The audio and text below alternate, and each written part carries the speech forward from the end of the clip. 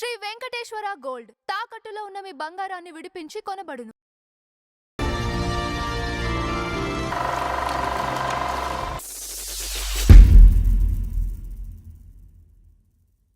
నమస్కారం నందమరిచంద్రరావు గారు. నమస్కారం అంజుబాబు గారు. సరే, ఈ రోజు మన ఫ్లాష్ బ్యాక్ లో పేకేటి శివరాగం గారి గురించి మాట్లాడుకుందాం. Very good. ఓకే. పెద్ద ఆయన కొంతమంది నటులు ఎన్ని సంవత్సరాలు ఇండస్ట్రీలో ఉన్నా, ఎన్ని చిత్రాలు చేసినా, నటించినా గుర్తింపు రారు. మనం కొంతమంది చెప్పుకున్నాం కూడా, హీరోగా చేసిన వాళ్ళు కూడా అట్లా. ఈయన టోటల్ గా 24 క్రాఫ్ట్లు ఉంటే దాదాపుగా 15-16 క్రాఫ్ట్లు తెలిసిన వ్యక్తి పేకేటి శివరాం. Okay okay. ఏమండి, ఈ పేకేటి శివరాం అయినా కూడా అంత గుర్తింపు లేదు. అంటే మనం చెప్పాలి, గుర్తు చేయాలి, చెప్పాలి. అన్ని క్రాఫ్ట్లు మారిన అన్ని క్రాఫ్ట్లు అంటే బహుముఖ ప్రజ్ఞాశాలి, సకల కళ వల్లభుడు. ఏమండి, ఇంటెలిజెంట్. మనకి ఒకటి ఉంటదా సార్, 2 పొడవల కాళ్ళ సిద్ధాంతం ఒకటి ఉంటది. కాదు, అది కాదు ఇది. ఇది అవసరం కూడా. ఈయన అలాగా డెవలప్ అయ్యాడు. తర్వాత మీది గ్రేటెస్ట్ థింగ్ ఏంటో తెలుసా, ఘంటసాల గారిని ఫస్ట్ పాటించింది ఈయనే గ్రామ్ఫోన్ రికార్డులో. పేకేటి శివరాం గారు లలిత గీతాలు పాడించి ఘంటసాల గారి వాయిస్ ఇది అని ప్రపంచానికి పరిచయం, తెలుగు చిత్ర పరిశ్రమకి పరిచయం చేసింది పేకేటి శివరాం గారు. Because is in-charge of gramophone record, HMV అప్పట్లో. అప్పట్లో ఘంటసాల గారిని ఎవరో సముద్రాల రాఘవాచార్య గారి దగ్గరికి తీసుకొచ్చినా ఆ తర్వాత పరిచయం చేసింది మాత్రం ఈయనే. ఆయన రికార్డుల ద్వారానే ఇండస్ట్రీకి పరిచయం అయ్యాడు. లలిత గీతాలు పాడించాడు ఆయన. చాలా మంది ఫస్ట్ ఆఫ్ ఇట్స్ కైండ్. ఏమండి, నటుడు, రచయిత, డిటెక్టివ్ కథా రచయిత, డిటెక్టివ్ నవల రాశాడు. 18 నవలు రాశాడు భగవాన్ పేరుతో. భగవాన్ అనే పేరుతో డిటెక్టివ్ నవల్స్ 18 రాశాడు ఆయన. ఏమండి, దర్శకుడు, నిర్మాత, తర్వాత జర్నలిస్టు, తర్వాత production manager, what not, camera assistant, camera shoot చేశాడు. సర్దార్ వల్లభాయ్ పటేల్ ప్రసంగాలు వచ్చినప్పుడు ఇంత చూసారా, అవన్నీ షూట్ చేసింది ఈయనే. తర్వాత ఇందిరాగాంధీకి సలహాదారు ఆంధ్రప్రదేశ్ తరపు నుంచి. ఇందిరాగాంధీ ఏమి కావాల్సి వచ్చిన ఇన్ఫర్మేషను ఈ పేకేటి శివరాం గారు చెప్పాలి. జవహర్లాల్ నెహ్రూ గారికి ఫోటోగ్రాఫరు, పర్సనల్ ఫోటోగ్రాఫరు. ఆయన ఎక్కడికైనా ఫోటోలు తీస్తాడు. ఇన్ని ఉన్నాయా? చాలా మామూలు కాదు. ఏమంటే ఇంకా చాలా ఉన్నాయి. Kannada film director, Kannada films doctor Raj Kumar direct చేశాడు, ఎన్టీ రామారావు డైరెక్ట్ చేశాడు. ఏమండి, వాట్ నాట్ చాలా సినిమాలు డైరెక్ట్ చేశాడు ఆయన. అంటే అవన్నీ ఫినిష్ చేసుకుని నుంచి డైరెక్టర్ గా వచ్చినట్టున్నారు. అన్ని అయిన తర్వాత అంటే బ్రెయిన్ అటువంటిది. ఈయన ముందు నుంచి, తర్వాత పత్రికలో సమీక్షకుడు పనిచేశాడు ఆయన. చాలా క్వాలిటీస్ ఉన్నాయి అసలు. మొత్తం ఒక విస్తృతమైన బ్రెయిన్ కలిగిన వ్యక్తి పేకేటి శివరాం. ఏమండి, తర్వాత ఈయన సినిమాలు చెప్తాను ముందు. ఏం చేద్దంటే ముందు ప్రజలకి అర్థం అవ్వాలి కదా. ఫస్ట్ దేవదాస్ సినిమా గుర్తుందా మీకు? అక్కినేని నాగేశ్వరరావు దేవదాస్లో భగవాన్ క్యారెక్టర్. అక్కినేని ఆ వేశ్య దగ్గర తీసుకెళ్ళటం, ఆ తర్వాత నువ్వు ఇలా అయిపోతున్నావు బాధపడటం. స్నేహితుడు, దేవదాస్ స్నేహితుడు భగవాన్ క్యారెక్టర్లో పేకేటి శివరాం. మనవాడు ఏదైనా చేసేస్తాడని ఒక మేనేజ్ డైలాగ్ ఉంది. ఆ తర్వాత అదే అక్కినేని నాగేశ్వరరావు సినిమాలో, ఇల్లరకం అల్లుడుగా ఉండి బయటకు వెళ్తుంటే రేలం గారు వస్తాడు. వచ్చి ఏంటి వెళ్ళిపోతున్నావు అంటే, నాకు కోపం వచ్చింది వెళ్ళిపోతున్నాను అన్నాడు. వద్దు నాయనా, భలే ఛాన్సులే ఇల్లరికంలో ఉన్న మజా అది అనుభవించితే తెలియనులే, భలే ఛాన్సులే. ఆ పాట మొత్తం వీళ్ళిద్దరి మీదే. పేకేటి శివరాం గారు ఈయన మీదే ఇచ్చేస్తారు. ఇలాగా పాత సినిమాలు చాలా అన్నింటిలో చేశాడు ఆయన. అంటే మెయిన్ సినిమాలు ఇవి. మెయిన్ దేవదాసు తెలిస్తే అందరికి తెలుస్తుంది దేవదాసు. ఈ జనరేషన్ కూడా తెలుసు కాబట్టి ఇల్లరికం కూడా అందరికి తెలుస్తుంది. అలాంటి ఇది ఈయన ఇంకా క్వాలిఫికేషన్ చెప్తాను ఈయనకి. తమిళ చిత్రరంగంలో హీరోగా విలన్గా చేసిన త్యాగరాజన్ ఈయన అల్లుడు. త్యాగరాజన్ అనే ఆయన ఈయన అల్లుడు. తర్వాత జీన్స్లో ఐశ్వర్యరాయ్తో కె శంకర్ దర్శకత్వంలో చేసిన జీన్స్ చిత్రంలో హీరోగా చేసిన ప్రశాంత్ ఈయన మనవడు. ఓకే. ఆ గొప్ప ఆర్ట్ డైరెక్టర్ పేకేటి రంగా ఈయన కొడుకు. ఇంతకంటే పరిచయాలు కావాలా ఇండస్ట్రీలో? ఏమండి? తర్వాత ఒక పెద్ద హీరోయిన్ కి భర్త. ఆ హీరోయిన్ ఎవరైనా తర్వాత చెప్తారు. ఆ పెద్ద హీరోయిన్ పేరు నేను చెప్పానా? చెప్పగలరు. చెప్పండి. జయంతి గారు. జయంతి గారు. జయంతి మొగుడు. తర్వాత విడిపోయారు. మిగిలిన విషయాలు మీరు చెప్పండి. తర్వాత విడిపోయారు. తర్వాత వేరే విషయం చెప్తాను. ఈయన పశ్చిమ గోదావరి జిల్లా పేకేటి గారు పేకేరులో జన్మించారు. పేకేరు ఆ ఊరు పేరు. ఏమండి? ఈ తండ్రికి నాటకాలంటే ఇష్టం బాగా. నాటకాలకు వెళ్ళేటప్పుడు కుర్రాన్ని కూడా తీసుకెళ్లేవాడు. దానివల్ల ఇంట్రెస్ట్ వచ్చింది. చిన్నప్పటి నుంచి కూడా ఈయన బ్రెయిన్ రచన పట్ల నాటకాల పట్ల చాలా ఇదిగా ఉండేది. చదువుకుంటూనే నాటకాలు వేసేవాడు ఆయన. ఫస్ట్ బాలరాముడు వేషం వేశాడు ఆయన. నాటకాల్లో బాలరాముడు వేషం. పైగా మెయిన్ స్ఫూర్తి ఎవరంటే తండ్రే. ఏ నాటకానికి వెళ్తే ఆ నాటకానికి తీసుకెళ్లేవాళ్ళు, ఇచ్చేసేవాడు. ఇలా ఉంటుండగా డిగ్రీ చదువుతుండగా తండ్రి గారు చనిపోయారు. చనిపోతే ఈ బాధ్యత, కుటుంబ బాధ్యత ఈయన మీద పడింది. ఈయన మీద పడితే అప్పుడు ఏం చేశాడంటే ఆయన ఈ కాలేజీలో కూడా చదువుతున్నాడు. ఆయన కాలేజీలో చదువుతుంటే మానేసి డిగ్రీ ప్రైవేట్గా చేశాడు. ప్రైవేట్గా చదివాడు. ప్రైవేట్గా చదివిన తర్వాత డిగ్రీ పాస్ అయ్యాడు. డిగ్రీ పాస్ అయిన తర్వాత ఆయన అక్కడక్కడ విలేకరుగా చేశాడు. ఎక్కడ పత్రికలు చేస్తూ ఉండేవాడు. ఏదన్నా వ్యాసాలు రాస్తూ ఉండేవాడు పత్రికలకి. ఇవన్నీ వ్యాసంగాలు ఆయనకి. కాలేజీలో చదువుతూ నాటకాలు వేస్తూ వ్యాసాలు రాసేవాడు పత్రికలకి. ఏమండి? ఇలా వేస్తుండగా ఇలా కాదని చెప్పేసి ఈయన ఏం చేశాడంటే మద్రాసు వెళ్ళిపోయి నాకు ఇది కరెక్ట్ కాదు అని చెప్పి నా రచనకి నా నటనకి ఇది కరెక్ట్ అయిన ప్లేస్ మద్రాసు అంటే ఎవరికైనా ఆశ అప్పుడు అలాగే ఉండేది. ఏంటంటే ఈ పైగా ఈ బ్రెయిన్ ఉన్న వాళ్ళకి, ఈ స్క్రిప్ట్ రచన, ఈ నాటకాల బ్రెయిన్ ఉన్న వాళ్ళకి మెడ్రాస్ వెళ్ళిపోవాలని ఆశ ఉంటుంది. అలా వెళ్ళిపోయాడు. వెళ్ళిపోయిన తర్వాత ఈయన బ్రాహ్మణ కుటుంబంలో పుట్టాడు. చెప్పడం మర్చిపోయాను. సంప్రదాయ కుటుంబం, బ్రాహ్మణ కుటుంబంలోనే పుట్టాడు ఆయన. ఆ తర్వాత వెళ్ళంగానే మెడ్రాస్లో తాపీ ధర్మారావు గారు అనే రచయితను కలిశాడు ఆయన. తాపీ ధర్మారావు గారు అంటే రాముడు భీముడు తీసిన తాపీ చాణక్య ఫాదర్ రచయిత, గొప్ప రచయిత ఆయన. ఆయన తెలియని వాళ్ళు ఎవరు లేరు, పండితుడు. ఏమండి? ఆయన ద్వారా ఆయన ఏం చేశాడంటే ఈయన పబ్లిసిటీ కూడా చేస్తాడు కాబట్టి ఆయన ఏం చేశాడు, ఘంటసాల బలరామయ్య గారికి పరిచయం చేశాడు ఆయన. తాపీ ధర్మారావు గారు ఆయన దగ్గర పని ఉంటుంది. తాపీ ధర్మారావు గారు పనిచేసి మీరు ఎవరైనా పని ఉండంటే ఆయన ఆఫీస్లో పెట్టుకుని ఈయన్ని చెకప్ చేసి ఈయన బాగా పబ్లిసిటీ బాగా పనిచేస్తాడని చెప్పేసి భక్త మార్కండేయ అనే సినిమా తీస్తుంటే పబ్లిసిటీ ఇన్ఛార్జిగా పెట్టాడు ఆయన్ని. జీతం ఎక్కువ కూడా ఇచ్చాడు ఈ తెలివితేటలకి. అంటే మంచి ఐడియాలు ఇచ్చేవాడు, సలహాదారుడు. సమస్యలు ఏ సమస్య అయినా ఇట్టే పరిష్కరించే బ్రెయిన్ ఉన్నవాడు పేకేటి శివరాం గారు. ఏమండి? 10 నెలలు పనిచేశాడు ఆయన. 10 నెలలు పనిచేసిన తర్వాత మళ్ళీ ఊరికి వచ్చేసాడు ఆయన. అక్కడి నుంచి ఊరికి వచ్చాడు. రాజమండ్రి వచ్చాడు. రాజమండ్రి వచ్చేసిన తర్వాత ఇప్పుడు పెళ్లి చేశారు. పెళ్లి చేసుకున్న తర్వాత ఏం చేశాడంటే శ్రమజీవి అనే పత్రిక ఎడిటర్ని ఏదో ఇష్యూ మీద జైలుకి పంపించారు ఎవరో. అక్కడ జైలుకి వెళ్ళిపోతే టెంపరీ సంపాదకుడిగా పేకేటి గారిని పెట్టారు అక్కడ.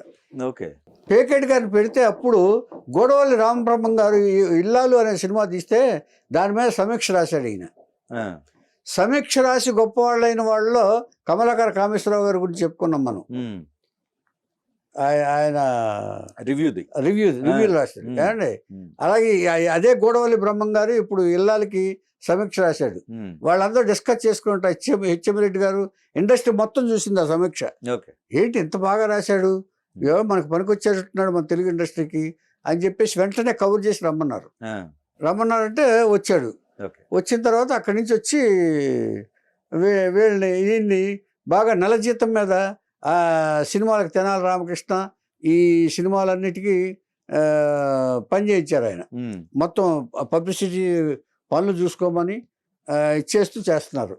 ఆ చేస్తుండగా ఈయనకి ప్రభావతి అనే ఆమెతో రాజమండ్రిలో పెళ్ళైందని చెప్పాను కదా. 4 అబ్బాయిలు 4 అమ్మాయిలు.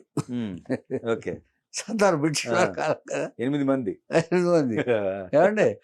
ఇలా ఉంటున్న పరిస్థితుల్లో ఈయనకి అక్కడి నుంచి ఈ సినిమాలు పనిచేస్తూ ఇప్పుడు అప్పుడే వేదాంతం రాఘవయ్య గారు ఇక రకరకాల పనులు చేస్తున్నాడు. కెమెరా నేర్చుకున్నాడు.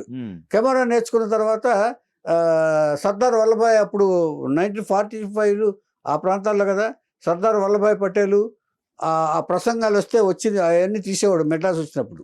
ఓకే. ఏమండి కెమెరా కూడా నేర్చుకున్నాడు ఆయన. ఖాళీ టైం అనేది ఉండేది కదా ఆయన. అదే ఏమండి వ్యాసాలు రాసేవాడు, నవల్స్ రాసేవాడు. ఇట్లా ఉంటుండగా అప్పుడు వేదాంతం రాఘవయ్య గారి దృష్టిలో పడి శాంతి అనే సినిమా తీస్తుండగా ఈయన్ని ప్రొడక్షన్ మేనేజర్ కూడా చేశాడు ఆయన. ప్రొడక్షన్ మేనేజరు తర్వాత ఒక వేషం కూడా వేయించాడు ఆయన. సావిత్రి గారి హీరోయిన్ శాంతిలో వేషం వేయించాడు వేదాంతం రాఘవయ్య గారు. ఏమండి ఈ వేషం వేయించిన తర్వాత అక్కడి నుంచి ఒక చిన్న చిన్న పాత్రలు వేసుకుంటూ ఏదో పనులు చేసుకుంటూ ప్రొడక్షన్ మేనేజర్గా పనిచేస్తూ తర్వాత పుల్లయ్య గారు మాయా మత్స్యేంద్రలో చేశాడు ఆయన. ఇన్ని సినిమాలు చేసుకుంటూ వస్తుండగా అప్పుడు మళ్ళీ వేదాంతం రాఘవయ్య గారు పిలిచి దేవదాసులో భగవాన్ క్యారెక్టర్ ఇచ్చారు ఆయన. ఇంతకుముందు మనం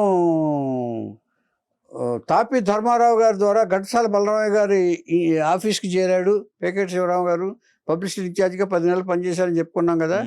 మళ్ళీ ఈ రాజమండ్రి వెళ్ళిపోయాడని చెప్పాను కదా. రాజమండ్రిలో ఉండగా ఈయన ఘంటసాల బలరామయ్య గారు సీతారామ జన్మం అనే సినిమా తీస్తూ అక్కినేని నాగేశ్వరరావు గారితో ఆయన ఏం చెప్పాడంటే రాజమండ్రిలో విల్లు బాణాలు చేయించుకురా నువ్వు అని చెప్పి అప్పచెప్పాడు ఆయన. తీసుకొచ్చి మళ్ళీ ఇక్కడికి వచ్చి ఆ ప్రొడక్షన్ ఆఫీస్లో నుండి పనులు చేసుకుంటూ విల్లు బాణాలు తీసుకొచ్చాడు. తీసుకొస్తూ ఒక అమ్మాయిలో లవ్లో పడ్డాడు ఈయన ఆఫీస్లో. వెంటనే పంపించేశాడు ఈయన. నీలాంటి ఉండటానికి పనికిరాదు అని చెప్పి పంపించాడు. అక్కడి నుంచి వేరే చోట పనిచేస్తూ మాయా మత్స్యేంద్ర సి పుల్లయ్య గారి దగ్గర పనిచేస్తూ వేదాంత రాఘవ గారి దగ్గర శాంతి ఇప్పుడు చేశాడు ఆయన.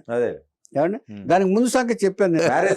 మ్యారేజ్ తర్వాత ఆ అమ్మాయితో ఏమండి అక్కడి నుంచి బయటికి పంపించేశారు ఆయన. నువ్వు లాభం లేదు అని బయటకు పంపించేశారు. బయటకు పంపించేసిన తర్వాత ఈయనకి ఇక్కడి నుంచి భగవాన్ వేషం వేసిన తర్వాత దేవదాసులో వేసిన తర్వాత ఇక సినిమాలు రావటం మొదలుపెట్టింది. వేదాంత రాఘవ గారు ఎంకరేజ్ చేశారు కదా. నాగేశ్వరరావు గారి తర్వాత మన దేశం సినిమాతోటి యాక్ట్ చేసినప్పుడు ఎన్టీఆర్తో కూడా పరిచయం వచ్చింది. పరిచయం వచ్చిన తర్వాత కన్నడలో నటి మాలతి గారు అని ఒక ఆవిడ ఉండేది. ఈయన టాలెంట్ తెలుసుకుని మాలతి గారు ఒక సినిమా డైరెక్ట్ చేసి పెట్టమని చెప్పారు. అది రికార్డింగ్ చేశారు అన్ని పాటలన్నీ, కానీ సినిమా ఆగిపోయింది. సో కన్నడలో బాగా టచ్ ఉంది ఈయనకి బాగా. ఇది మనం నోట్ చేసుకోవాలి. ఆ తర్వాత కొన్నాళ్ళ తర్వాత ఈయన సినిమాలో చిన్న చిన్న పాత్రలు వేస్తూ ఎక్కువ పెద్ద పాత్రలు ఎక్కడా వేయలేదండి. చిన్న చిన్న పాత్రలు వేస్తూ సపోర్టింగ్ రోల్స్ వేసుకుంటూ వస్తుండగా 2 కన్నడ పిక్చర్లు డైరెక్ట్ చేశాడు ఈయన. ఆ తర్వాత పిక్చర్లు కన్నడ అవసరం డైరెక్టర్ కూడా కదా, కన్నడ పిక్చర్లు 2 డైరెక్ట్ చేస్తే అందులో జయంతి హీరోయిన్. ఆ జయంతి హీరోయిన్ అవటంలో అక్కడి నుంచి కనెక్షన్ వచ్చింది. అక్కడ మొత్తం లవ్ ఏంటి మొత్తం పెళ్లి చేసేసుకున్నారు. పెళ్లి చేసేసుకుంటే ఆ తర్వాత మొత్తం డార్క్ లో పెట్టాడు జయంతి గారు. అసలు ఏమి ఆవిడకి ఏం వస్తుందో కూడా తెలియట్లేదు, ఏం చేయట్లేదు, మొత్తం ఈయన హ్యాండ్లో ఉందని చెప్పేసి ఆవిడకి ఏదో గ్రహించిన తర్వాత ఆవిడ విడిపోయింది వెంకటేశ్వరరావు గారి నుంచి. మొత్తం హ్యాండిల్ చేసేవాడు ఈయన ఫైనాన్షియల్ పోయింది. తర్వాత తోట సుబ్బారావు గారిని పరమానంద శిష్యులు కదా సినిమా ఎన్టీ రావు గారితో తీశారు కదా, ఈయనతో 2 సినిమాలు తీశారు ఈయన డైరెక్షన్ లో. చుట్టరికాలు భలే అబ్బాయిలు అనే సినిమా తీశారు. తర్వాత డాక్టర్ రాజ్ కుమార్ గారితో కన్నడలో 71లో కులగౌరవం అనే సినిమా తీశారు డాక్టర్ రాజ్ కుమార్ గారితో. అదే సినిమాని నచ్చి ఎన్టీఆర్ గారు 72లో కులగౌరవం అనే సినిమా తెలుగులో తీశారు. ఎన్టీఆర్ గారిని డైరెక్ట్ చేశారు. అంటే రాజ్ కుమార్ గారిని డైరెక్ట్ చేశారు, ఎన్టీఆర్ గారిని డైరెక్ట్ చేశారు. తర్వాత ఈయన ఇలా వరుసగా సినిమాలు చేసుకుంటూ యాక్ట్ చేస్తూ కన్నడ సినిమాలు డైరెక్ట్ చేస్తూ తెలుగు సినిమాలు డైరెక్ట్ చేస్తూ వచ్చిన తర్వాత చక్రతీర్థ అనే సినిమాకి ఈయనకి ఒక అవార్డు వచ్చింది, హెచ్ఎం రెడ్డి అవార్డు 2002లో. 2002లో అవార్డు వస్తే ఏం చేశారంటే ఈయన ఆ అవార్డు అనివార్య కారణాల వల్ల గవర్నమెంట్ కాదు వీళ్ళు సంస్థ వాళ్ళు ఆర్గనైజేషన్ ఇవ్వకపోతే హెచ్ఎం రెడ్డి అవార్డు, అది హెచ్ఎం రెడ్డి గారి పేరు మీద అవార్డు వేస్తే ఇవ్వకపోతే 2006లో ఇచ్చారు. 2006లో అవార్డు ఇచ్చినప్పుడు ఏం చేశారంటే 2006లో ఇస్తారంటే 8 ఈజ్ మై బ్యాడ్ నంబర్ అన్నాడు ఆయన. జాతకం తెలుసుకోవచ్చు, numerology. 8 is my bad number and it is going to be end of my life అన్నాడు ఆయన. న్యూమరాలజీ చూసి 8 మంచిది కాదంట, 6 to 8 అండి. అలా అయిన తర్వాత హెచ్ఎం రెడ్డి అవార్డు 2006లో ప్రజెంట్ చేశారు ఈయనకి. ప్రజెంట్ చేసిన కొన్నాళ్ళకి ఈయన చనిపోయాడు. సేమ్ జాతకం ఆయన అన్నట్టే జరిగింది. అన్నట్టు జరిగింది. ఈ జాతకాలు తెలిసిన వాళ్ళు కొంతమంది ఉన్నారండి మనకు, విట్లాచారి గారు ఇట్లాగా వీళ్ళందరూ ఉన్నారు. ఈయనకి న్యూమరాలజీ ఇది, ఈ న్యూమరాలజీ బ్యాడ్ నంబర్ తో జరిపారు. ఓవరాల్ గా ఈయన టచ్ అయిన తర్వాత డిటెక్టివ్ నవల్స్ రాశాడు. 12 నవల్స్, చాలా బ్రహ్మాండమైన నవల్స్ రాశాడు. 12 నవల్స్ రాశాడు భగవాన్ పేరుతో, పెన్ నేమ్ తో. ఏమండి ఈయన చేయని పని లేదండి. పత్రికలో పనిచేశాడు ఆయన, వ్యాసాలు రాశాడు ఆయన, సమీక్షలు రాశాడు ఆయన, కథలు రాశాడు ఆయన, డైరెక్ట్ చేశాడు ఆయన, కెమెరా చేశాడు ఆయన. తర్వాత రాజకీయంగా కాంగ్రెస్ పార్టీలో చేరాడు ఆయన. తర్వాత ఎన్టీఆర్ గారు ఎలక్షన్లో నిలబడ్డప్పుడు, పార్టీ పెట్టినప్పుడు పేకెట్ గారిని పిలిచి అడిగారు, ఏంటి ఎన్టీఆర్ గారి గురించి ఏంటని. ఎన్టీఆర్ గారి నుంచి ఎంత చెప్పాడు ఆయన. ఆయన గురించి మీకు తెలియదమ్మా, సమ్మోహనాస్త్రం ఆయన ఆంధ్ర ప్రజలకి, ఆయన ఖచ్చితంగా గెలుస్తాడు అని చెప్పిన వ్యక్తి పేకెట్ శివరాం గారు. ఆ తర్వాత గెలిచిన తర్వాత పేకెట్ని పిలిచి, నువ్వు చెప్పింది కరెక్టేనయ్యా, ఆయన నిజంగానే అంత గొప్పవాడు నేను ఇప్పుడు తెలుసుకున్నాను అని చెప్పి ఇందిరాగాంధీ గారు పేకెట్ గారితో చెప్పారు. ఆ తర్వాత సంక్షోభం వచ్చినప్పుడు కూడా ఈయన కొంచెం చెప్పాడు ఆయన, ఇందిరాగాంధీ గారు సలహా ఇచ్చాడు, ఇమ్మీడియట్గా రీఇన్స్టేట్ చేయటం మంచిదని.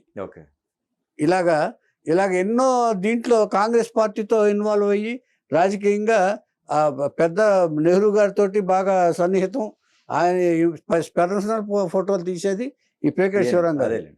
ఏమండి ఇలాగ కాంగ్రెస్ పార్టీలో అదిగా ఉంటూ అన్ని విషయాల్లోనూ అన్ని రంగాల్లోనూ నిష్ణాతుడై ఆయన మేధావితనంతో ఆయన ఉండి అందరికీ సహాయపడి ఏ సమస్యలైనా సరే సలహా ఈయన అడిగేవాడు. ఏదన్నా ఇంట్లో ఆర్గనైజేషన్ చేయాలంటే, ఈవెంట్ చేయాలన్నా కూడా ఈయన సలహాతోనే అన్ని చేసేవాళ్ళు అందరూ, ఇండస్ట్రీ వాళ్ళు కానీ ఇది కానీ. మా గురువు గారు కూడా ఈయన దీంతో ఉపయోగించుకున్నారు ఆయన. ఏమండి అందరికీ ఈయన ఇండస్ట్రీకి తలలో నాలుకలా ఉండి అందరికీ సమస్యలు పరిష్కారం చేస్తూ, వారికి సహాయం చేస్తూ, ప్రోగ్రామ్స్ చూసుకుంటూ ఆయన కాలం గడిపేసి సక్సెస్ఫుల్గా ఆయన జీవితాన్ని నడిపాడు, ఆయన జరుపుకున్నాడు ఆయన. కాకపోతే ఆ తర్వాత 75లో ఈ జయంతి గారికి ఒక కొడుకు పుట్టాడు. జయంతి గారికి ఈయనకి కృష్ణకుమార్ అనే కొడుకు. తర్వాత 75లో ఆవిడ విడాకులు ఇచ్చేసిన తర్వాత 75లో సీత అనే అమ్మాయిని పెళ్లి చేసుకున్నాడు. మళ్ళీ మూడో పెళ్లి ప్రభావతి ఫస్ట్, 4 అబ్బాయిలు 4 అమ్మాయిలు. సెకండ్ జయంతి, అంటే మధ్యలో అది సహజంగా వెళ్ళిపోయింది. సెకండ్ జయంతి పెళ్లి చేసి కృష్ణకుమార్ అని కొడుకు పుట్టాడు. ఈ 3 75లో సీత, 75లో కూడా వదిలిపెట్టలేదు ఆయన. కాదు 3 కాదు 4 అంటే అది పెళ్లి కాదు, అక్కడ ఇది పెళ్లి, ప్రేమ, అది ప్రేమ. పెళ్లి చేసుకున్నాడు. వీళ్ళకి ఒక కొడుకు పుట్టాడు. ఇలాగా ఆయన జీవితం అలా ఎండ్ అయిపోయి 2006లో ఈ 3 పెళ్లిళ్ళు 6 సినిమాలతోటి ఎండ్ అయిపోయింది. అన్ని క్రాఫ్ట్లు ఆల్రౌండర్. అంచేత అంటే ఒకటండి, వీళ్ళు అంటే సిచ్యువేషన్ ప్రకారం వీళ్ళు కావాలని చేస్తుండకపోవచ్చు. వీళ్ళందరూ ఎలాంటి ఆ సిచ్యువేషన్ అలా కలిసి వస్తుంది అలాగే. అంచేత కావాలని ఎవరు కూడా ఇలాంటి పనులు చేయరండి. మనం వాంటెన్గా చేసుకుంటే ఆ సిచ్యువేషన్ వచ్చినప్పుడు మీరు నాకు అండగా ఉండాలని ఎవరిని అడిగింది అనుకోండి, అలాగని పళ్ళు తాళి కట్టేస్తారు. అంతే తప్ప వాంటెన్గా చేసింది ఉండదు. ఈయన అలాంటి వాడు కూడా కాదు. నాకు బాగా ఫ్రెండ్లీగా ఉండేవాడు ఆయన, పేకెట్ శివరాం గారు. మేమిద్దరం బాగా ఫ్రెండ్లీగా ఉండేవాడు. అంటే వయసు పెద్దదైనా ఫ్రెండ్లీగానే ఉండేవాళ్ళం మేమిద్దరం.